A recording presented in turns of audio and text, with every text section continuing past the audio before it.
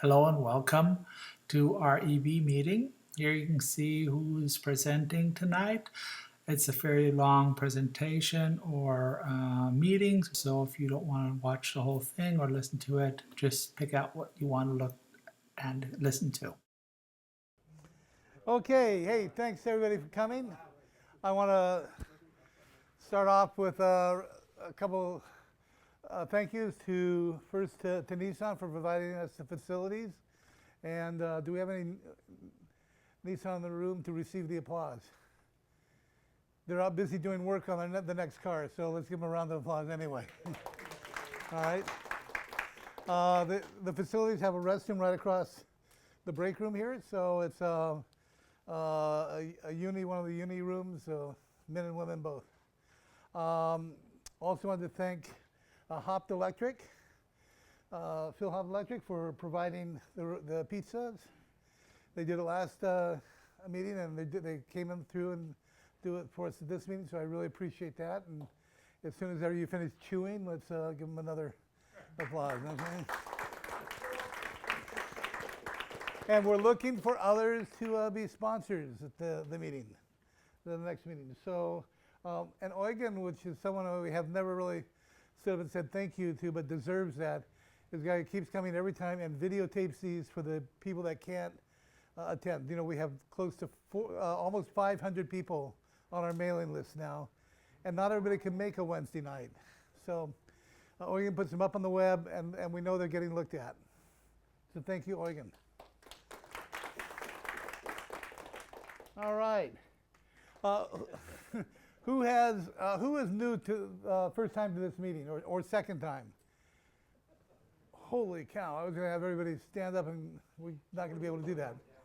All right. Well, thank you for coming. I'd like you to stop by and make sure you talk to myself, David, George, who's going to be annoying us with signs on how much talking time is left, and just introduce yourself, please, and you know, share a little bit about what your experience has been and what you're looking forward to in these meetings. So, thank you. And again, let's see, who's is actually the first time? Okay. All right.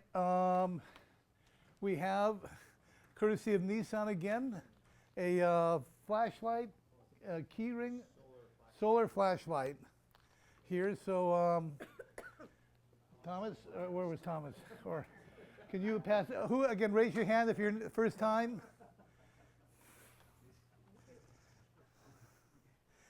And we thank you very much. Okay, so just to get a little started here, we have PG&E here tonight. So a trivia question. How many EVs received the California rebate, the $2,500 or $1,500 rebate in PG&E territory to date? Ever. I gave 4 numbers to pick from. Anybody want to make a guess? 40? No. 43. It is. You're right. All right. Somehow we ought to need to exclude board members from this, but I don't know how you found that anyway. All right. Hey, this last month, you'll see this last month, great number of EV sales. Sacramento County brought in 90 EVs. Who was the second largest county at 40 EVs? Santa Clara? No, this is in PG&E territory. No, I'm sorry, this is in Sacramento region. Oh, okay. But that would have been a good guess. Sacramento region. YOLO. Pardon me? YOLO. YOLO, no. No, I would have guessed El Dorado myself. Placer. Who said Placer? All right. I am going to trip one of these things, and there you go. Okay, so hey, in the last, we normally call Earth Day, came back a couple weeks ago. It was for us, it was an Earth Month. We had 15 events. Number of people in this room participated in that. 82 cars were brought in for the different events. We had conversations and interactions with over 3,000 people. We now give everybody yeah, we give everybody a little counter, like they have it when you go into Costco. So, and we did only 15, not very many test drives, but so you see, this is our sales from the beginning of EVs. You know, we're getting a little worried here, but look what happened last month. So we're getting over 300. These are about 30% undercounted from because not everybody gets a 3-year lease, and there's other reasons they don't get their rebate. So we're getting over 300 cars a month right now. Yeah. What I wanted to mention is that Please. this past month too, and this set of events, that was the clearest evidence that they went there, they got excited, and they did come to the dealership and get these vehicles. So this is the clearest indication I had that there's a nice strong link between the two. So, Well, how many people have participated in an event over the last month? Thank you. You guys did that. So this is this region, as you can see highlighted there. What are the two different colors? The green is battery electric, and the blue is plug-in hybrid.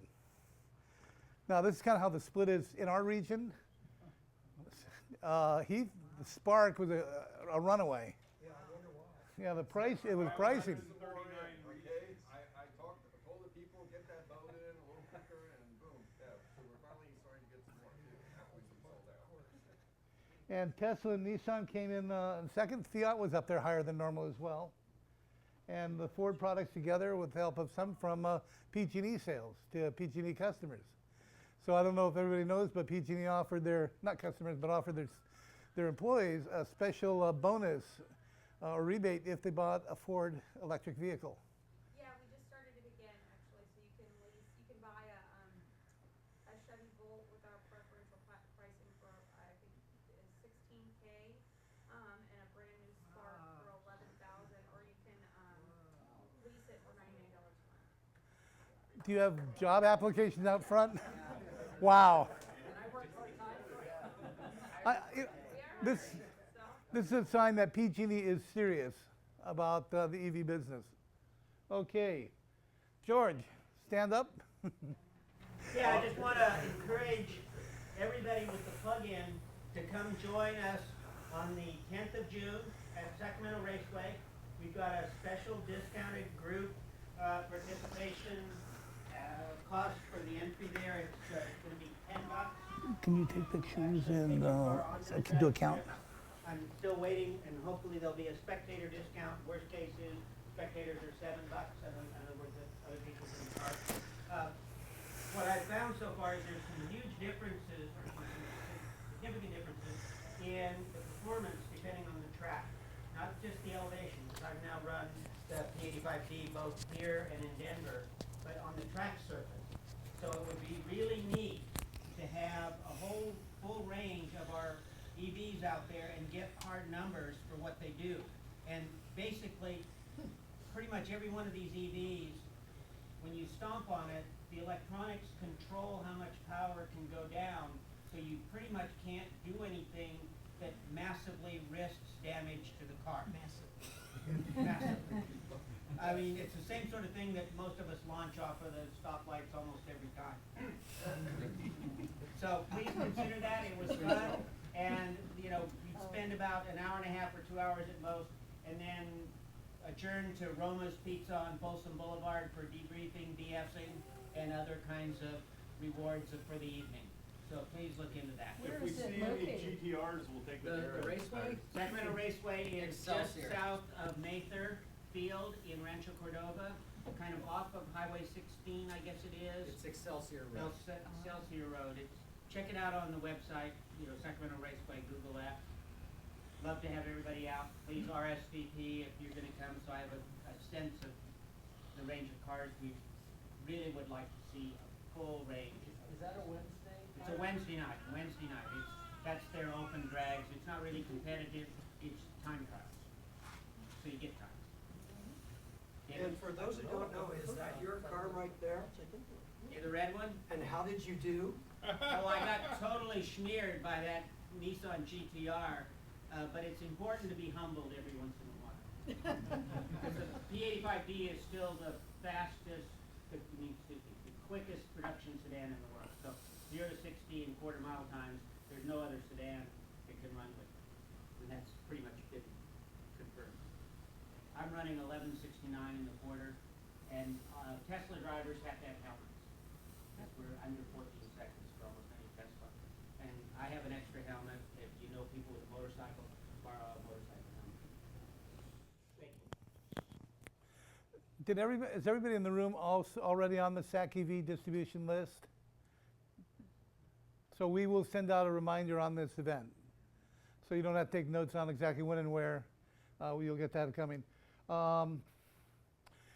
Working together with SARTA, we talked before about some videos and such that we're working on together. I want to just show you some of the results here. This is a 30-second one that, let's see. We'll show you here. This was done by Amber, and she's actually starring in it. Honey, didn't you leave your socks in the wash? Nope. Got them right here. Didn't you leave the bathroom light on? Nice try. Got on my way up. Where's your briefcase? What? I had it right here. I think it's in the office. See you later. You know that's my car. I know, but I love it. I need to get one of those. And then maybe I can have mine back? With quick cornering, smooth acceleration, and a quiet interior, the electric vehicle is fun to drive. See you on the road. Not too bad, huh? And the second one they did, I think we can just pop that up here. Mom, this is taking forever. Are those both on YouTube? Hey, Jen, I thought you left about an hour ago. No. Can I offer you a ride?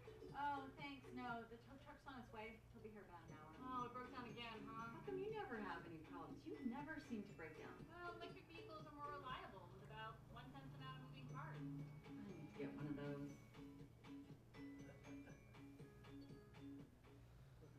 Whoop. Honey, didn't you leave your socks in the wash? Nope.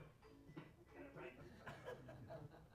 All right, so another applause for the second video then as well. So I'll pass that on to Amber. I don't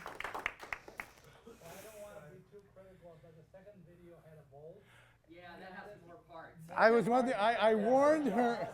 Apparently the production guy said, oh, this will look better in the scene. That probably has more parts than an IC. But we will point out that the motor is only run 1/10 of the time. So there we go. There was a question about where to find those. We'll be sending out an email on that, but they're on the web and they're on SARTA's site. Okay, a quick update for Lloyd Levine, who has been our go-to person working with the county. He's been working with the county to establish a working group to get a county-wide plan to support EV charging. They've got their second meeting. Phil Serna, thank you, is the council member that is, a supervisor that is leading the group. And you've got broad representation across the county. And they're looking at between 6 and 9 months having a plan out. And a number of shorter-term, more immediate action items. So Lloyd has been working with the government quite a bit to make sure we get some real strong support, because we're finding that the stations that went in early, like at libraries, if they stop working, there's nobody there to take care of it, even though it's a public county library. And the other area of government interaction is Randall. There you are. Randall, can you give us a quick update on what's going on with the Sacramento airport? Yeah. Yeah, let's do that. Because what you have to say is important.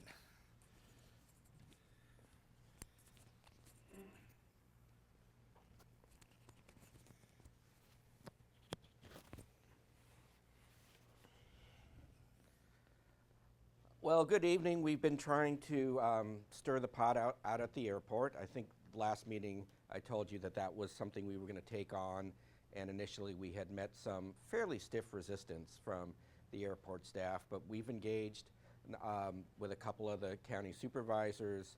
We've been pushing it with the governor's office and some other folks, using it as a kind of example of the problem with charging infrastructure at this point when you have a major regional destination like the airport that doesn't have adequate charging. We just had a meeting last week with the airport staff, and they seem to have gotten some religion on this. It was very encouraging.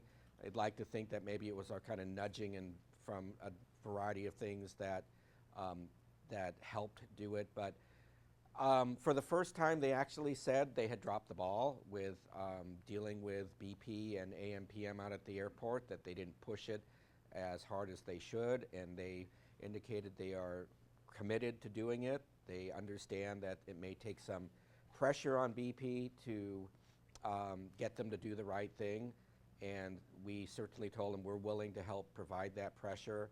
They've also recognized, we had some good conversations with them about their long-term plans, and they've agreed to do an EV infrastructure plan in short order. One of the things they're going to be doing in the next year is resurfacing a big chunk of the economy lot, and they now understand that they really just need the level 1 charging in there, and their initial proposal was to put six out there, and we told them, you know, it needs to be upped. That, and I think they finally are understanding that for the price of one level 2, you can put in a lot more level 1s, and I mean, frankly, it was kind of amazing that they didn't have the most basic understanding of the different levels of charging, the infrastructure required, and the habits and the needs of the EV community in terms of long-term charging versus short-term and drop-off. So we're still working very hard. I think you know, we're kind of doing the trust but verify at this point to keep working with them. Hopefully, we'll see how they engage with BP. I know they've said they've started meeting with SMUD again.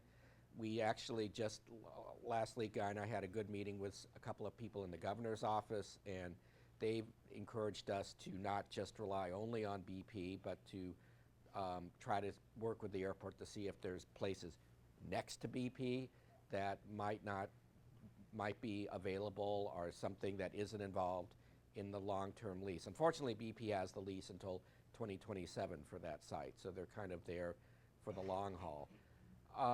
It does, you know, sort of raise an interesting question that we've also talked with, you know, the governor had the EV summit last week. That was very interesting.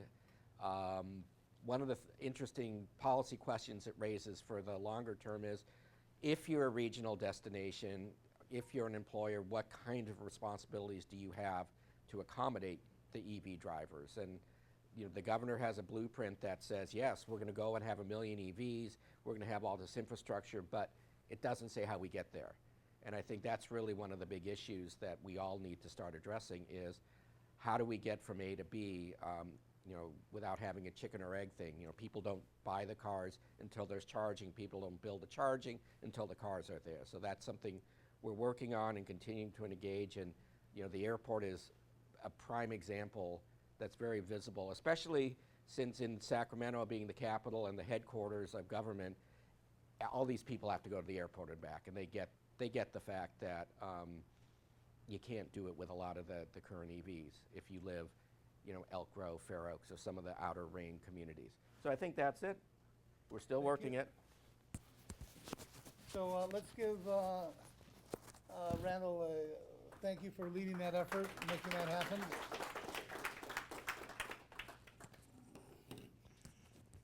So it's almost like a perfect segue to our next conversation. How do we get a large number of charges out there? And I think, here we go. We've got one a candidate to help figure out how we get from here to there. Yeah.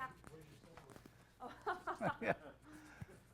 Here, so there's Morgan Davis from PG&E. So let me hand you over the mic. Yes, and I'm sorry my colleague Cal was not able Here, to be let here. me- Oh, can I okay. put that right Great, there? yeah, please. I did drive up from San Francisco, so I may leave very shortly after the meeting, but I have a stack of business cards, and I'd be more than happy to answer any of your questions, or if I don't know the answer, pass along to somebody that does. So you all have probably heard by now that PG&E has requested $650 million to install 25,000 level 2 chargers and 100 DC fast chargers across our territory. In front of the commission, we're awaiting a decision. Unfortunately, the regulatory process in California takes a very long time, and so we likely won't see a decision for the next 12 to 18 months, but here's hoping. So from whom was the money requested? We asked the California Public Utilities Commission, and so then it averages out to be about 70 cents per month per customer, so it's rate-based. And again, we'll have those chargers across the territory. 70 cents per month for how long? 2 years. Oh, sorry. So we don't expect any rate increases in 2017 and 2018. It's only, I think, 2019 through 2021. So 3 years. And the math actually works out such that we think it's long-term costs will actually be lower because of what we're seeing with the duck curve. Basically, we're hoping that a lot of this infrastructure increases throughput in the middle of the day. We're putting them in workplaces and commercial and multi-unit dwellings, but that's another conversation. We've got, as with anything, PG&E really likes its guiding principles, and so when we talk about our reasoning for going out and doing this project, as the last speaker previously mentioned, the governor has this amazing plan to have infrastructure to support 1 million vehicles on the road by 2020. So we're trying to support California's climate policy, and the latest action I'm sure you've seen now actually requests that we have an 80% reduction of 1990 levels by 2030 or 2050. So we're after some pretty aggressive greenhouse gas targets in the state, and then really the only way to do that is to electrify the transportation sector. In accordance with that, really want to enable our customers to actually adopt EVs. One of the things we hear over and over again is the reason why people don't buy them is they don't actually know where you charge, they don't know anything about them. We want to make electricity widely available as a transportation fuel. So we want these things to be out there, we want them to be visible, we want our customers to be able to charge. And as I mentioned, we really want to be able to use this daytime load to help offset some of the increased generation that we're seeing in the middle of the day from solar generation. These numbers are a little bit old, but one of my favorite charts are these three numbers here actually. So of all vehicles in the United States now, about 0.7% of them at the end of 2014 were plug-in vehicles. In California, that's 3.2%, and in PG&E's territory, that's actually 4.5%. And most of that adoption is, not surprisingly, centered around the Bay Area. Santa Clara County now actually has over 9% of its vehicle sales are plug-in electric vehicles. So you guys are not to be remiss, though. You're showing up yellow on the chart, so thank you. No, it's not Sacramento County, but I believe this is the county you were just referring to. Really good hearing. Yeah, I'm young. Basically one of the arguments we've been making is that we hear this 4-to-1 attach rate all the time, we're just not actually seeing that sort of growth coming out of the private sector right now. So at our 60,000 vehicles, we've only got about 3,000 charging stations in our territory.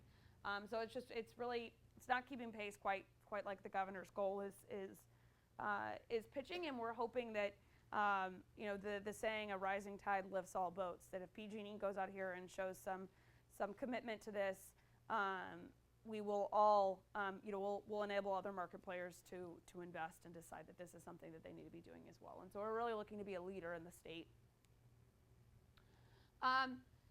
So as I mentioned, this is sort of the overview of our program. We want to deploy 25,000 level 2D chargers and 100 DC fast chargers. And so this is targeting what we consider 25% of the territory's need to be. And that need estimate comes from studies done by EPRI and NREL and a bunch of other industry experts. We want to deliver a turnkey solution to the site host, and so PG&E will own that charging infrastructure. We will build out everything. We will pay for the networking fees. We will pay for the operation, and we will pay for the maintenance. We want it to make it as easy and as straightforward to the site host to actually decide that they are willing to give up parking spaces for us. We're trying to target commercial and public locations, and about 10% of our installations are going to be with disadvantaged communities, and that's identified under the CalEnviro screen tool. And as I said, we're going to be offering a time of use rate. It's likely going to be a CPUC already approved rate. So there'll be no upfront to the site host. Third parties will be contracted for the installation, operation, maintenance, and billing. And we're going to be giving the site hosts outreach tools to educate their employees or their customers as to what is the sort of proper charging etiquette. And the idea is that by having this large network of chargers, we'll also be able to better integrate renewables into our system and start using these for what are so-called smart charging, which I'm sure some of you have heard. It means there's a demand response. If there's a peak power system, we want to be able to slow down people's charging. If we've got too much excess on the grid, we want to be able to turn it up. Yeah. Is the site host going to get any money? It doesn't cost the site host anything, no. But they're not going to get anything either. They get 10 charging stations, They're but not there, is what they really. yes. So and so one of the arguments we've gotten against this is actually that we're not, the site host doesn't have any skin in the game, but we want them to have skin in the game. They have to give up parking spots in order to do this, and we do understand that that's a challenge for a lot of companies, but we're sort of hoping that that's the trade-off. Yeah. Thank you. You said that there was a rate structure that's been approved already? Yeah, we have a medium. This is likely what it will be. We don't know for sure. We have a medium business rate where there's no demand charges below 75 kW, and so we're estimating that we'll have 10 chargers per location, and they'll each be charging at about 7 kW. So it's just a pass-through time of use rate. What would that be if I plug in? It depends on the time of day, right? It's a time of use rate. At the cheapest time of day, I think it's 10 cents a kilowatt hour, and I think at the worst part of the day, maybe it's 50 cents a kilowatt hour. So it's expensive in the late afternoon, but and that's peak summertime, but not everything. Yeah. Oh, sorry, you had a question first. That was your question. Okay. Yeah. So is the smart charging going to be done by you or a third party? We don't know yet. Okay. That's not really part of the application. We just are hoping that this network system gives us some flexibility to do so. Okay. Yes. Now, the cost structure you talked about was only for level 2, or what's the cost? Just for level 2, we don't know yet for DC. You mentioned the duck curve earlier, but you're still saying that prime time is in the... Well, so actually, if you look at the duck curve, we don't actually see overgeneration in the late afternoon summer months until like 2030 time frame. So right now, we have overgeneration in the morning and weekends, and I think in the winter, but not in the afternoon not in the afternoon in the summer. With the increased adoption of solar photovoltaics on people's homes, that's going to complicate that issue. Yeah. So I mean, we'll adjust our rates accordingly as we need to, but yeah. Yes. So the residential customers that are going to be paying for this 70 cents a month for 3 years, are they going to get reimbursed down the road? No. It's just this is always a strange thing to explain to people, but utilities basically do this sort of thing with all sorts of programs. So energy efficiency programs are subsidized across the rate structure. Our CARE program for low income is also subsidized across the rate structure, so this is just a similar program. Yes. Oh, sorry, I think she was first and then you. But. Are you having an exclusive approach to the area that you're in, or will there be competition with you? Sorry. In other words, are you cutting out competition in your area, territory? We don't think so. We're going to be partnering with third parties. We potentially may choose one third party to do the networking. We may potentially choose multiple third parties. So. And if I came up with $1 billion and wanted to set up my own system, I would be able to do so. Oh, totally, yeah.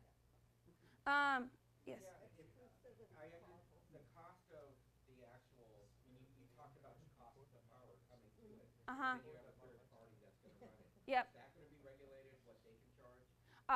The goal right now is that we will work with the site host and with the third party to determine, basically what the rate is. If we set these at an employer's workplace and they want the electricity to be free to their constituents or employees or whatever, then they can work out an agreement to cover the electricity for those. Will the PUC have any oversight of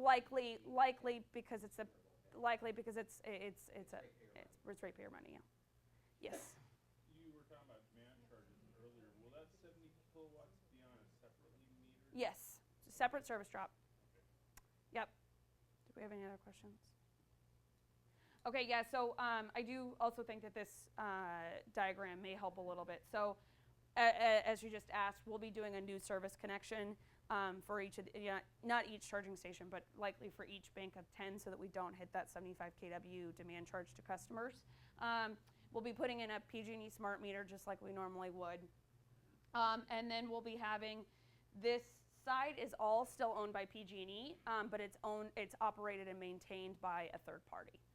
And it will likely be done by third-party contractors as well. So our guys will do up to the meter as we normally would.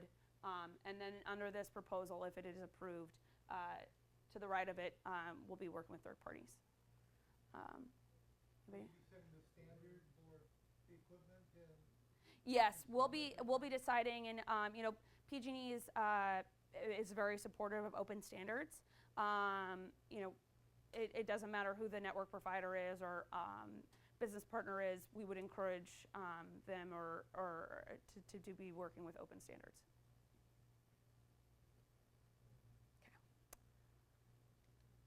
Okay. So again, our education and outreach materials.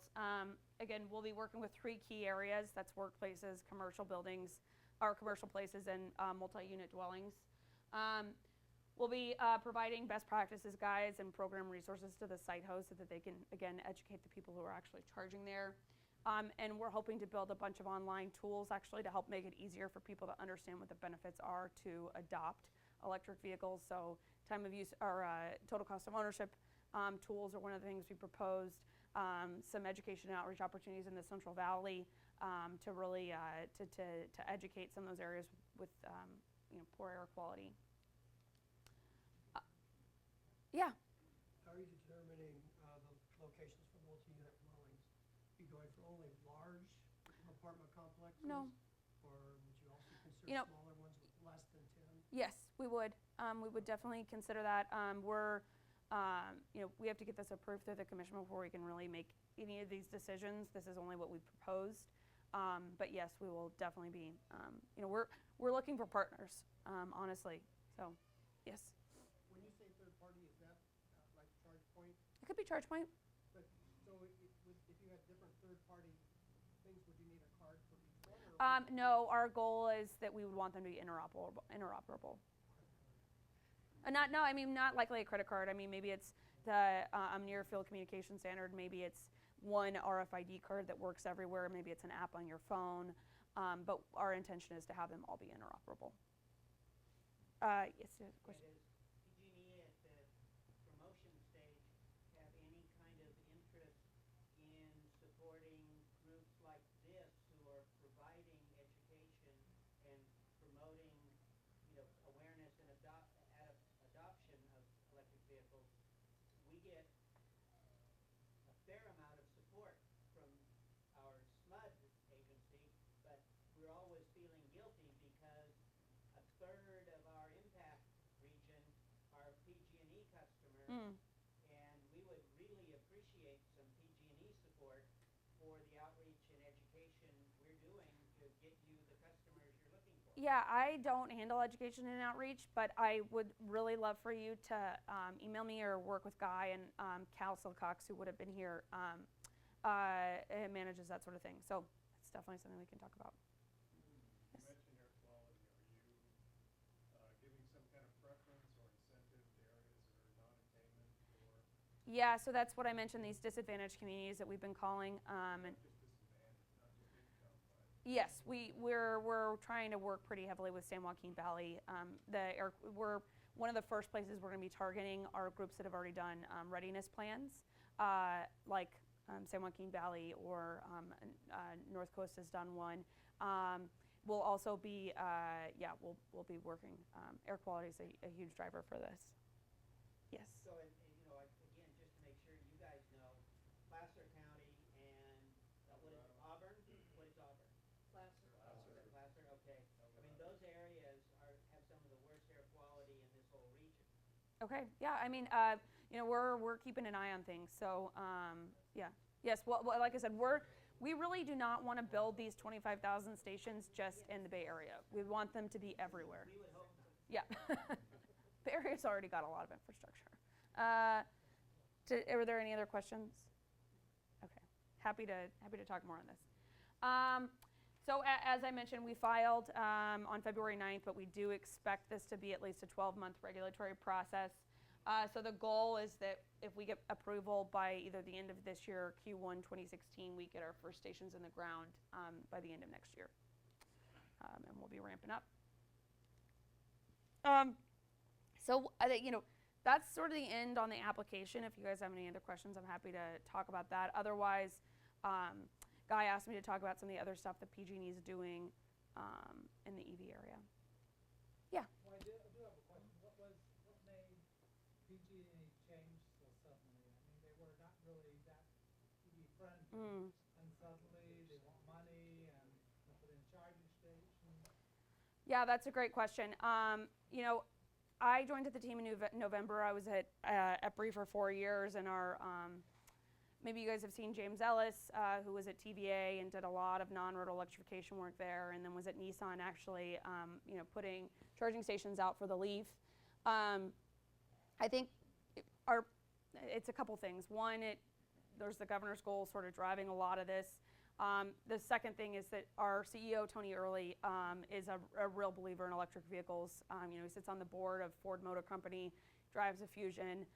In fact, that $2,000 incentive that I mentioned, that's coming out of his discretionary fund from it's shareholder dollars. It's not ratepayer dollars. To buy an EV for PG&E customers. So yeah, it's coming out of yeah, it's PG&E's. It's correct. It's employees. Yeah, but what I'm saying is the money didn't come from customers. The money comes from shareholders. So you know, he really believes in electric vehicles, and yeah, I think that's been a big part of the shift. Yes. So I was just wondering, will there be a competitive bidding process? Yes. For that stuff Yes. beyond the meter? Yes. Everything will be competitive bid. Okay. Awesome. Yes. What are you doing about your own trucks? Yeah. Running on diesel mostly, stinking up the area. Yeah, so PG&E actually, believe it or not, has the cleanest fleet out of any utility in the country. I hear your concern. We're turning over our fleet as quickly as we can in applications. So almost all of our light duty fleet has some sort of plug-in vehicle option. But Efren Ornelas actually would be a better person to ask that question than me. Yes. I know there was the reaction from some of the environmental community initially was somewhat costly. Are you making some inroads with them now? Yeah, the environmental community has actually been very supportive of our application. NRDC, Environmental Defense Fund, and I'm not sure about the Sierra Club, but those two groups have been very supportive. Both the California Energy Commission and Air Resources Board have also been supportive of utilities entering the charging market. So, yeah. Was any part of the NRG settlement directed toward PG&E territory? Yeah, it was. That's a great question. So, as I'm sure most of you are aware, the energy settlement, 200 DC fast chargers across the state. Supposed to be 70 of them were in PG&E's territory. They basically broke it up among the 3 IOUs depending upon how impacted they were under the California energy crisis. They're doing pretty well installing DC fast chargers, the Freedom stations across the state. They're not getting as much headway with the make-ready stations, and all that information is available on the PUC's website. And those numbers are separate from your 25,000? Totally separate, yep. Are you guys going to be putting any up in like Calaveras and Amador County? As I said, we want to put them all over. I'm really serious with you. We want to put them all over the territory. This is. Even DC fast chargers? Yep. Well, let's let her go on with the other parts of the presentation. Yeah, so I did want to talk about our rates. If you guys are PG&E customers and you're not on EVA, I would really, really consider or strongly suggest that you look at it. We just ran a rate analysis, and on average, customers are saving over $1,000 a year by being on the EVA rate as opposed to one of our traditional rates. If you're a NEM customer, if you have solar, it's a little bit different math. Unfortunately, I don't. Which one's better, EVA or BVD? Because I'm a NEM for you guys. So EVA, right, is the whole house time of use rate. EVB is a separately metered rate. That's what I'm on right now. Oh, you're on EVB right now. I'm NEM aggregate. So. Okay. Yeah. Well, so you're one of our. I haven't figured it out yet how to bill it. Yeah. You're 1% of our of the people that are on an EV rate. Only 1% of them are on EVB. So I don't have the numbers for you. But yeah, we're really excited about the rate. It's the first non-tiered rate that we've had. So yeah, I think it's really economical. It works out to be about $1 a gallon. We pretty much tell people it's a no-brainer. If you are in Tier 3 or Tier 4 ever, you get an electric vehicle, yeah, check out EVA. How many people are on EVA now? How many people are in PG&Es? Yeah. Pardon me? How many people are PG&E customers? Yeah, how many people are PG&E to begin with? So check out EVA. Okay, check it out. I'm on E7 rate, which I've been on forever. That's a pretty good rate. That's not a time of use rate, is it? It's a time of use rate. Okay, so that's a tiered time of use rate. I would really look, have you ever looked on My Energy online? So it should, well, it doesn't work yet for the EV rate. We're working on that. But I would seriously consider switching to E9. Or sorry, not E9, EVA. Because I'm off peak, except for noon to 6. Yeah, yeah. So like I said, the big difference for this is that it's not tiered. So it's a flat time of use rate, no matter how much energy you consume over the course of the month. Yeah. Oh, you don't hit the tiers ever? It's maybe EVA isn't. Maybe EVA is not right for you, but it'd be interesting to look. Yeah.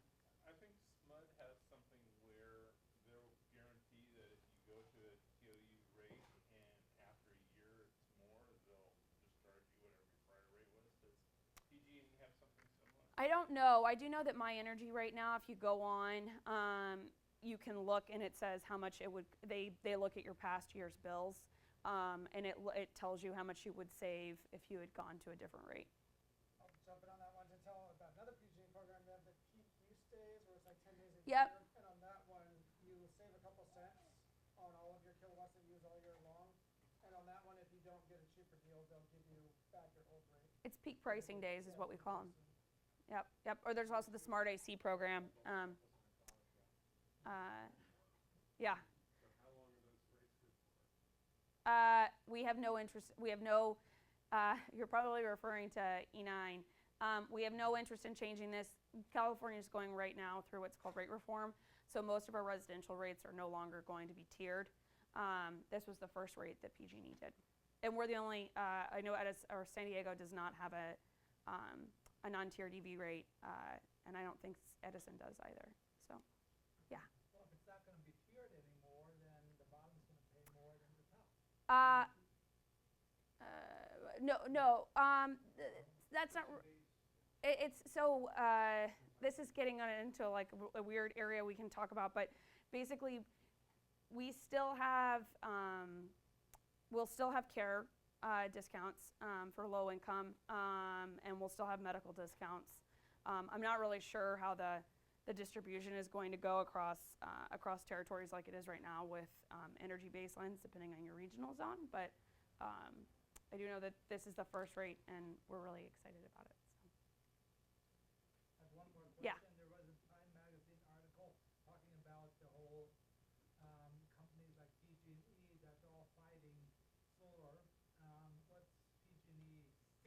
PG&E supports solar. In fact, PG&E was one of the early investors in, I think it was Solar City. We're not fighting it. On NIM, net energy metering. Network access charges. They're at the 5% cap and then they're not metering anymore. Yeah, that I'm not a solar expert, so I'm not really as familiar with what the specifics around NIM are. I do know that we encourage our customers, if they choose to go on solar, to go on solar. But yeah, I'm not a rates expert. Yeah. Thought you were going to have the question, George. Okay. So they also asked me to talk about the sub-metering pilot, which this one I am a bit more of an expert on because I run this pilot. I think you guys had eMotorWorks and OhmConnect maybe come in and talk a while ago. We do still have a sub-metering pilot. We've extended enrollment until the end of August. This is an interesting pilot if you would like to have a sub-metered electric vehicle. So what that means, it's called subtractive billing. So instead of right now under EVB, you have to have a totally new service drop. Under this, you hire an electrician to come out and install. You sign up with one of these third parties, but come out and install a sub-meter in your garage or wherever your EV is parked. And it just hooks up to your charging station, and so that month's bill is, once we receive accurate data from them, we subtract that energy usage from the whole house meter and bill you separately under EVA.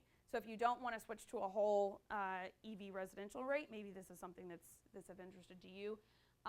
Again, you'll need to sign up with one of the sub-metering MDMAs. You're only on the rate for 12 months, so that is something to think about when you're crunching the numbers. Yeah, that's about it. Yes? Quick question. Are they UL listed yet? Because as Yeah. of this meeting, they were not. That's a great question. No, they're not. So what we've got right now as a workaround, those are the juice boxes you're talking about. As a workaround, what we've got is that they have a UL listed EKM submeter that they're using, and then you have to either have a previously installed UL EVSE, or you need to install a UL listed EVSE with it. Yeah, unfortunately, I think everybody thought PG&E was the stickler in the room, but from a safety standpoint, we just really can't be accepting non-UL listed devices as part of a utility Same pilot. thing for SMUD, though. Oh, is it? Yeah. Ask our electrician. Yeah. They will not install the ones that are not UL listed. Yeah, it's just it's a safety issue. So, any other questions on the sub-metering pilot? Huh? Sorry, Cillian. Thank you.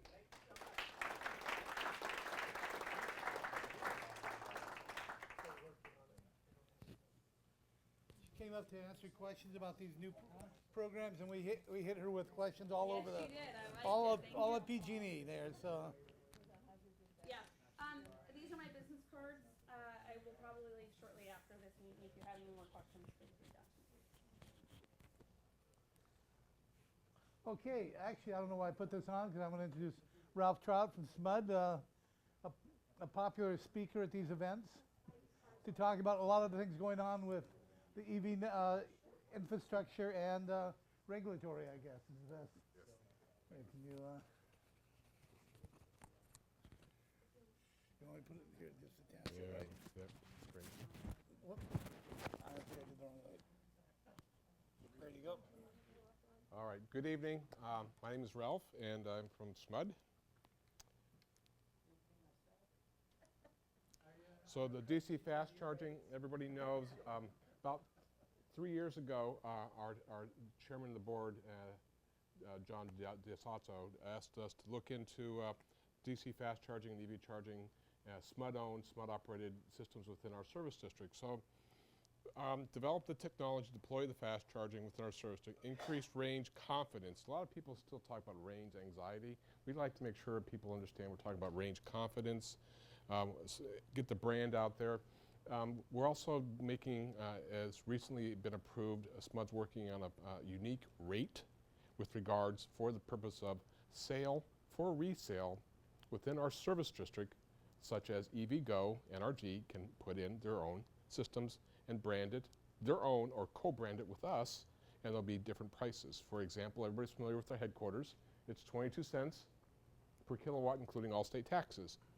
Well, NRG is going to charge 50 cents, and it's going to be down off of Highway I-5 and Fremont or somewhere down there, I think. I haven't, last I heard, so you'll be seeing and hearing a lot about that coming up new. Gain knowledge, understand the business units. Again, we're working on understanding the business model. This is the first time SMUD had to bill SMUD itself. SMUD usually sends you a bill, and me, because we have a meter in the house. Now SMUD has a meter for itself for the purpose of collecting fees at the time of sale. So we had to figure out how to collect taxes. That's why you'll see the sign out there that says 22 cents. The energy cost is 20, state taxes, state excise tax, city tax, county tax. So we had to figure out how to do that. For us, that was a first time ever in our history.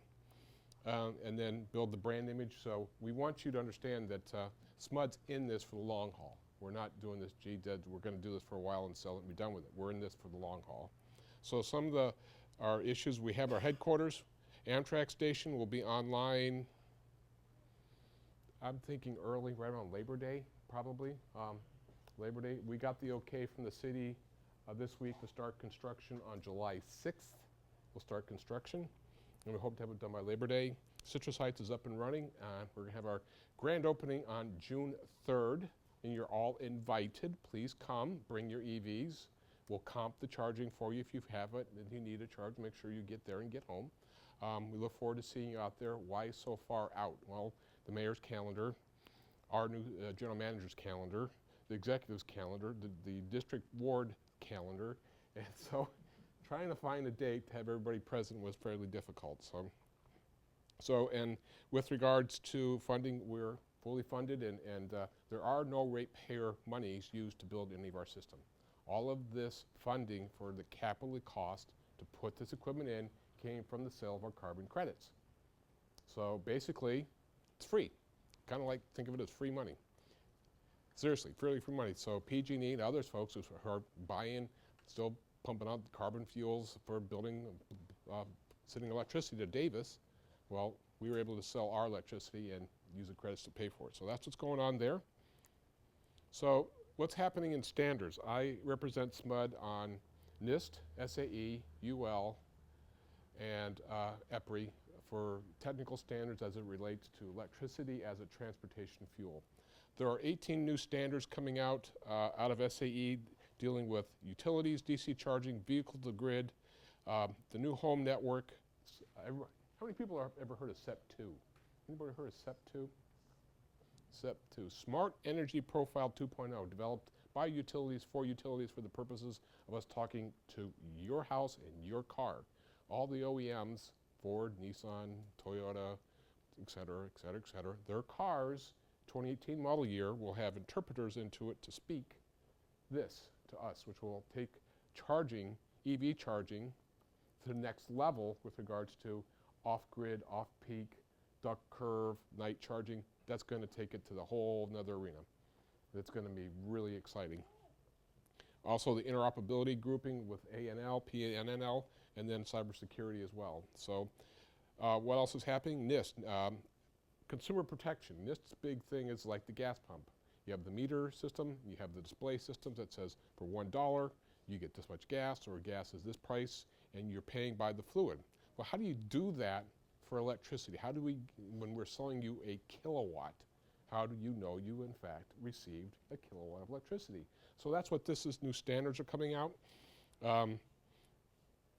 For the DC fast charger, they're out a couple of years. The problem with the DC fast charger in terms of implementing this is it varies with voltage and with current over time. More like the level 1 and level 2, it's fixed voltage, fixed current. So because of that variation over time, calibrating a system at temperature ranges is very difficult. So we're still trying to figure out how to do it. So what's coming up? So here's I'll sit down so you can see. Here's all the technical standards. Here's the application standards, and then the final protocol standards. All of these standards are now done. These are almost done, and these will be done within the next 18 months. And then we're working on this one, security standard with NIST, and P&L is working on the standard right now. So these are all new standards that are coming out that is going to affect anybody who installs, builds EVSEs. You're in the EV business with regards to like SMUD. Let's see who else is going to be. The OEMs, all the auto companies. This is how we talk to the car and the car talks to us. These are all, this tells us what's going on. For example, this is U1 through U5 cases. This is DR. This is all how we're going to, it's July 12th, it's 112. The kids are home, the AC's on, all the lights on, the video games are on, your car's plugged in. It's a Saturday, we don't care. It's a Saturday, right?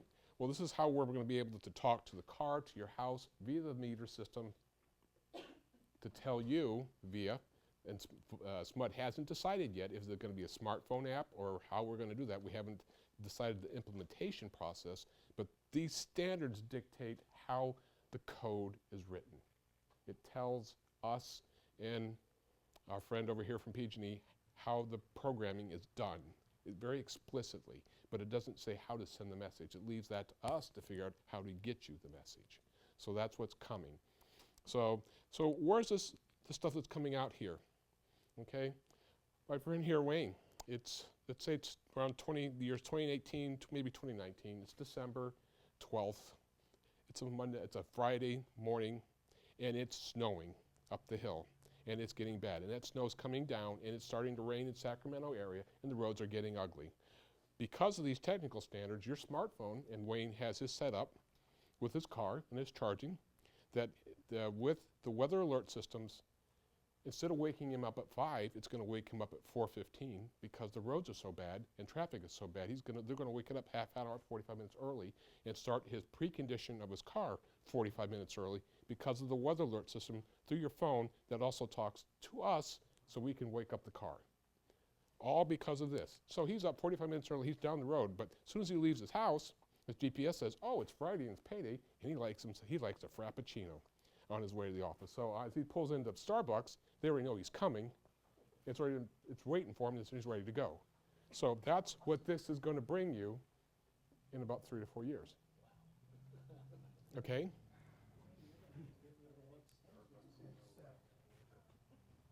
Except for legacy EVSEs and legacy electric cars that you can't wake up. Yeah, that's correct. The legacy stuff is not going to be able to do it. So, are there any other questions? Yes. Yeah, absent the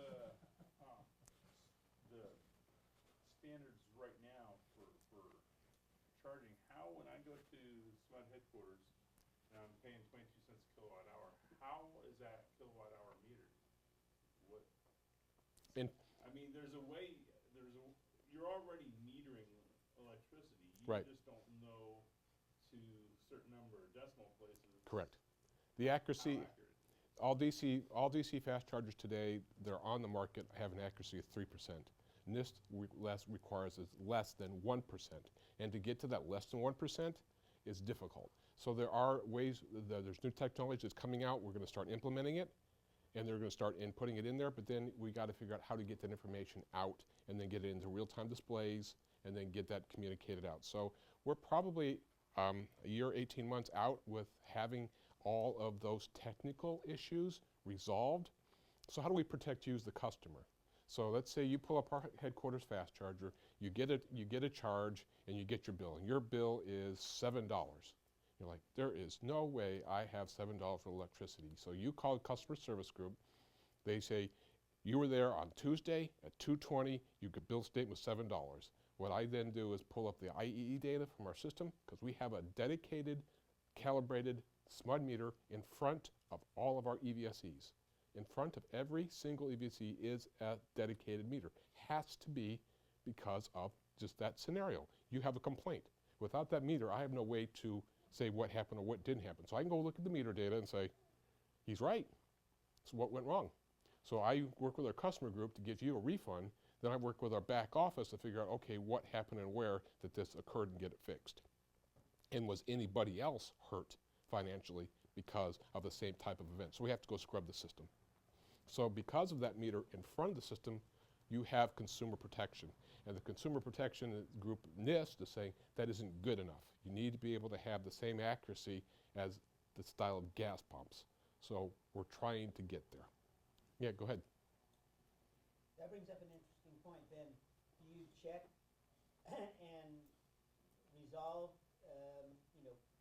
specifically, let's say every 24 hours, that your charging and the meter accuracy are consistent with one another? We reconcile the count once a month. We double check everything once a month. We did, So but it's the same as if I go to Walmart and I don't really count my change and I leave, I'm screwed because I didn't check or complain at the moment. well, well, if you pay with cash, probably. But if you pay with your debit card and you walk back in and say, "Hey, this isn't right," well, you have. What you're telling me is, unless the customer takes a proactive complaint and notices. Well, we reconcile the count every month.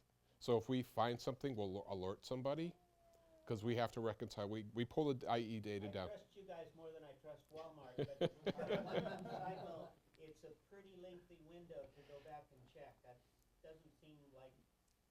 Well, we've gotten to that degree of confidence over time. Initially, we were doing it daily, and then we went to once a week, and then after once a week, we went to every bi-weekly, and now we're at once a month. 3% variation is within the range of, I don't care. A couple of pennies, yeah. 30% or 300%, because I don't notice. You don't recognize and take advantage of me. I frequently don't notice at all what I'm signing for my credit card. Well, and this is a plus or minus 3%, so you could be getting some free juice. Yeah, that's a very good point. So the DC fast charging was developed and finalized at the European Union. BMW, GM, Volkswagen, and Mercedes developed what's known as IEC 15118, which is how the car talks to the fast charger. Because there is power line carrier, because the fast charger is nothing more than a very big power supply that's dumb. So when you plug in the DC fast charger to your car, it communicates via this communication protocol from the car to the DC fast charger saying, I'm here, and my battery open VOC is 355 volts at this moment. So the DC fast charger ramps up the voltages to 355, so when the voltage drop across the car between the contactor box and the battery equals 0, or whatever the tolerance block is based on the manufacturer, it closes the contactor and then calls for current. That way there's no arcing anywhere in the system, 0 arcing. So then it calls for current. So this is the communication protocol the Europeans have adopted, and the fact that we are so late in bringing SE 2.0 to the marketplace, the European Union is moving in that direction with regards to advanced communication protocol. So what that's going to mean is interoperability between the United States and Europe and vehicles is going to be a problem going beyond 2018, because their vehicles can't come here and ours can't go there. They'll have to be designed for that region because of they're going this way and we're going down here, we think. So what else is going on? With regards to that, the Japanese have gone some their own way, and Toyota's completely opted out. Toyota says, we want nothing to do with SEP 2 or with the IEC. We think Toyota's going to adopt something like GM has the OnStar button program. We think Toyota's going that direction. They're not real forward with what they're talking to us about, but we kind of think that's what they're thinking, but they're not saying. And most of the OEMs want SEP 2 to go to the cloud. And as far as SMUD is concerned, we're okay with that. What that means for you is you'll have an IP address, the car will have an IP address, you'll have a name title to it, and it'll have a password. So when we broadcast via the cloud, it will go via that secure network. And it's what we get with the cloud and what you get with the cloud is the highest security capability that exists. The encryption technology there is the best. Now, does that mean someday somebody won't figure out something? Who knows? But it's a lot better than what's available today. So that's what we're looking at. So like I was telling you about the smart home, Wayne, the smart home in 2018 and leaving the house. Well, this is what's happening. This is where we're at today with the technical standards. So you have the GM, Ford, Chrysler, Nissan. You have PG&E, Southern California Ford Edison, SRP, TVA, Duke, and you have all the rest of this. Bless you. So this is where we're still trying to figure out the hows. The previous slide I told you the way the protocol is defined, you know, how to write the code. The software engineer, we know how to tell them how to do it. What we don't know is, well, which method are we going to do it? There's various areas. Is PG&E going to be doing, you know, some kind of proprietary base? They're going to use the AMI network, or they're going to use internet? What about the WAN? Or when you get into certain areas like Dell Web communities and pre-wired communities, are they going to allow us to go in with certain things? How do we? So this is yet to really work out the issues. We don't know the answers to this one yet, and we're going to have to wait and see. So go off grid. Go off grid. So what's coming? Just Handbook 130 basically deals with signages, and there's only 3 pages in this hundreds and hundreds and hundreds of pages of the book that actually deal with EVs. So it's as far as our friends at PG&E, it's not a big deal with in terms of when you build an EV gas station. This just says how you have to market, display it, the signages that are required, things like that. What's going to get interesting is the Handbook 44 rules. They're going to adopt it this year. Where does it say? 7-1 and 16. They're going to adopt it. They're going to adopt. We talked to CFDA, California Food Department of Agriculture. They're the state agency under which NIST, National Institute of Standards for Weights and Measures, it's like at Safeway, when you buy a pound of something, it weighs a pound. Just like you buy a gallon of gas, it's a gallon of gas. They're pushing ahead, and they are not slowing down. So they said, so we asked them, what about existing infrastructure? Are you going to allow us to make comments and request some kind of a hearing before this hits the state Senate, and you guys say give it a green light next year? And they said yes. I said, well, hallelujah. So what about existing infrastructure, like all the stuff over at San Francisco area, everything down in LA, everything in San Diego, all that work that's already been done in Silicon Valley? What about that stuff? They said, so what are you guys thinking? So we kind of, at our SMUD group, we kind of put our heads together and thought, what if we asked them to give us a 2-year grandfather clause that said, anything that's already in the field prior to that date is good for 2 years. After 2 years, you must be compliant. Or if it needs to be removed due to failure or fixed, it has to be brought current.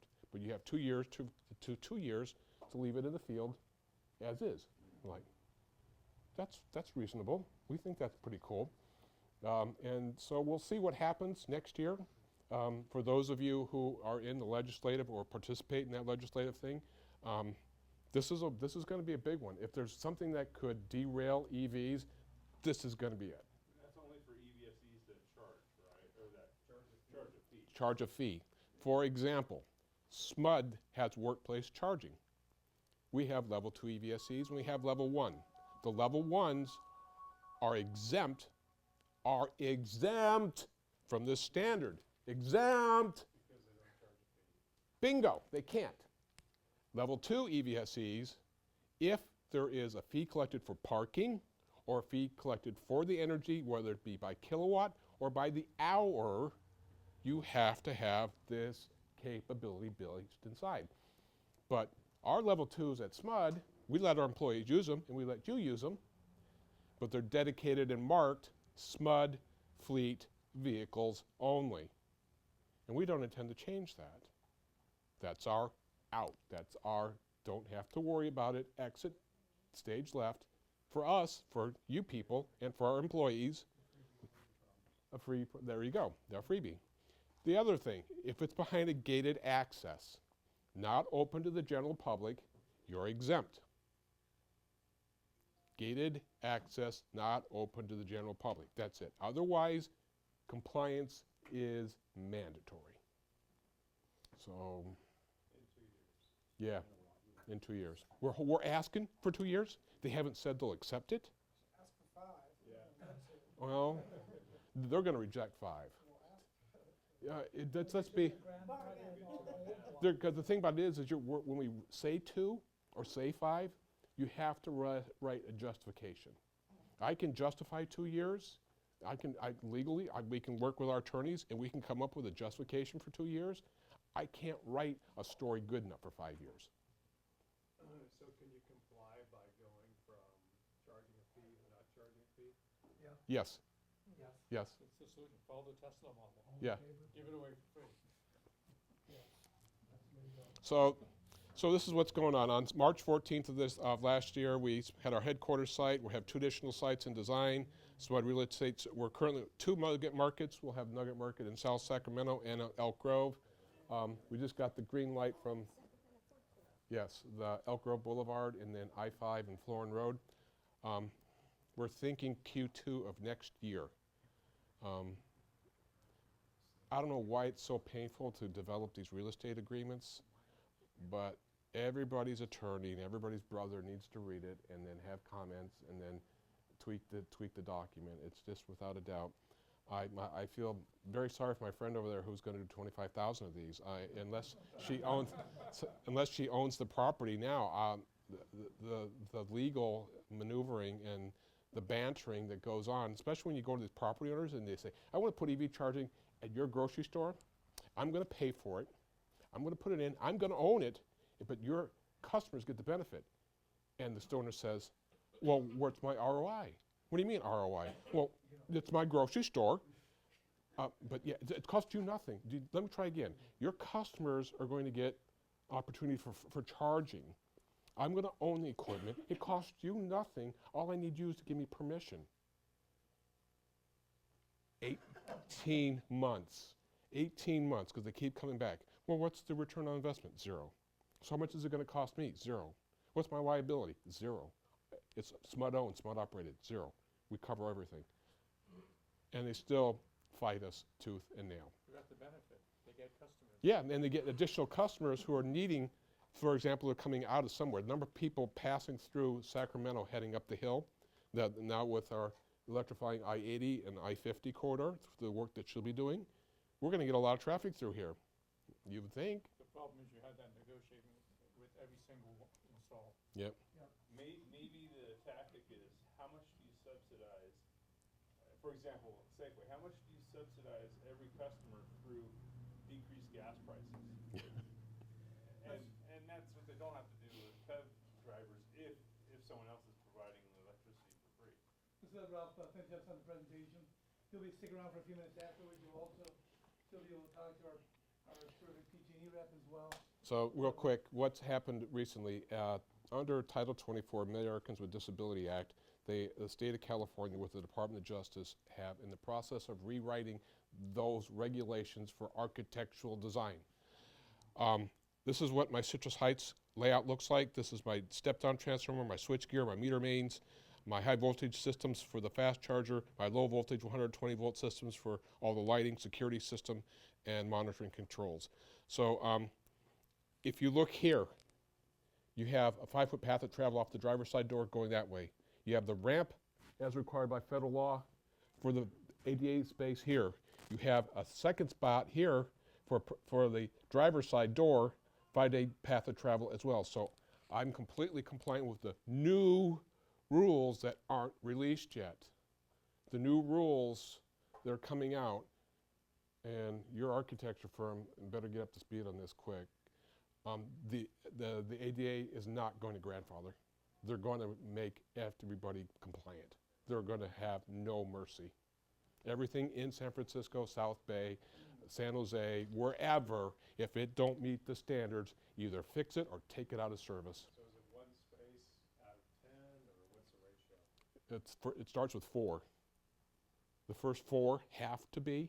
In fact, I have 3, so this one doesn't have to be because I'm down to 3. But if you go anything over 4, you now get into a ratio. Then every space has to be that way, or 1 out of 10? No, it's the first one must have the ramp. Second one has to be ambulatory. Third one has to have 5-foot path of travel. Fourth one's regular. But since I had 3, the third one didn't apply. Is ADA looking at what it takes to manipulate a CHAdeMO or a Franklin nozzle? They don't care. That's a good point. The ADA has agreed to take the exception that exists for the gas pump model today, where individuals who have the laxative capabilities to pick up, maneuver, and operate that handle, that same rule applies to an EV fast charger as well. The reason being behind that decision is you as a consumer, when you bought that EV, you understood at the time of purchase that it required a unique connector for the purpose of charging. Because of that conscious decision at the time of purchase, you are now shifting into another category with regards to ADA. You knew when you walked in there, I have to be able to handle this connector. So none of this, well, I have a personal disability. I need help. Sorry. You knew when you did that. But that person with disability says, well, I still need access. And they said, the courts said, absolutely.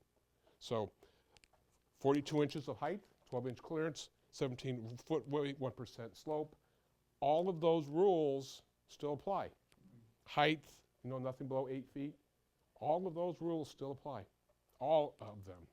And you think, and where's this pathway of travel? It's right into the grocery store. You think the grocery store wanted all this equipment? Look at all, I took up 2 spaces with nothing but EVAC equipment to run this because I have to have a path of